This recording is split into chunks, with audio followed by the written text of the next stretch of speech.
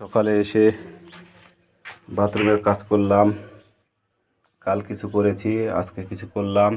এই যে দেখতে পাচ্ছেন ঠান্ডা এবং গরম দুটোই লাইন। এ পাশ দিয়ে যে এই যে একটা পয়েন্ট বার করা আছে, এটার সাথে সংযোগ হবে। এটা হলো বদনার লাইন। এখানে প্যান বসবে, এখানে একটা বেসিং হবে। এই যে দেখতে পাচ্ছেন মালগুলো আনা আছে। এই যে পাইপ আরও আছে।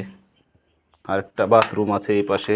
এই যে দেখতে পাচ্ছেন একই সিস্টেম। এই যে কাজগুলো কেমন হচ্ছে কমেন্টে বলবেন। এটা হলো ঠান্ডা, এটা হলো গরম। এই পাশ দিয়ে এসে মিক্সড হবে, হয়ে যে পাশ দিয়ে এসে ঝর্ণা দিয়ে পড়বে।